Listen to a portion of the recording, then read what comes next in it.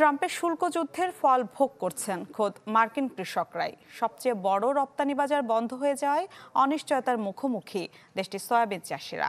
আসন্ন Trump she বৈঠক ঘিরে তাই আলোচনার কেন্দ্রে সয়াবিন বাণিজ্য।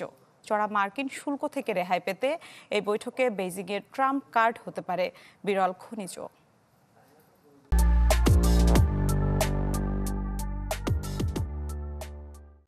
67%. That's tariffs. দ্বিতীয় মেয়াদে হোয়াইট হাউসে ফিরেই বিদেশি আমদানির ওপর শুল্ক আরোপের পদক্ষেপ নেন ডোনাল্ড ট্রাম্প। তবে চীনের ক্ষেত্রে অবস্থান ছিল সবচেয়ে কঠোর। জবাবে পাল্টা ব্যবস্থা নেয় বেইজিংও। যদিও উভয় পক্ষ এখন সেটি কার্যকর থেকে বিরত থাকতে সম্মত হয়েছে। আসন্ন ট্রাম্প শি বৈঠক ঘিরে কিছুটা গলতে শুরু করেছে দুদেশের সম্পর্কের বরফও।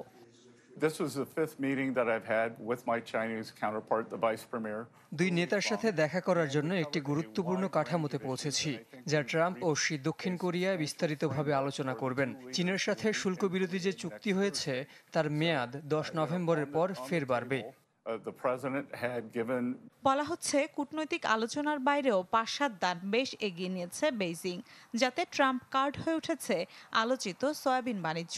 বিশ্বের সবচেয়ে বড় সয়াবিন আমদানিকারক দেশ চীন। তবে আগস্টে বাণিজ্য যুদ্ধ শুরুর পর যুক্তরাষ্ট্র থেকে সব অর্ডার স্থগিত রাখে দেশটি, যাতে ক্ষতির মুখে পড়েন ট্রাম্পের নির্বাচনী ঘাঁটি হিসেবে বিবেচিত মার্কিন কৃষকরা।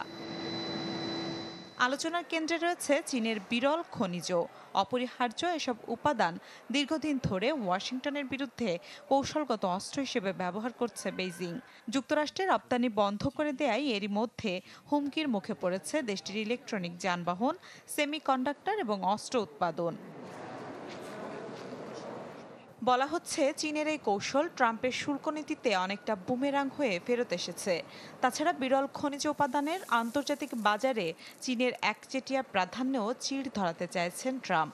বাণিজ্য আলোচনা সফল না হলে 1 নভেম্বর থেকে চীনা পণ্যের ওপরে 155% শুল্ক আরোপের হুঁশিয়ারি দিয়েছেন ডোনাল্ড ট্রাম্প।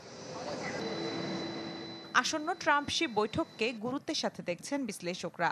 বাণিজ্য যুদ্ধ প্রশমন হলে তা কেবল অর্থনৈতিক সম্পর্ককেই মজবুত করবে না, বরং বিশ্ব বাণিজ্যকে স্থিতিশীল রাখার ক্ষেত্রেও ভূমিকা রাখবে। কমবে আন্তর্জাতিক বাজারের ঝুঁকিও। মিলা খন্দকার, চ্যানেল 24।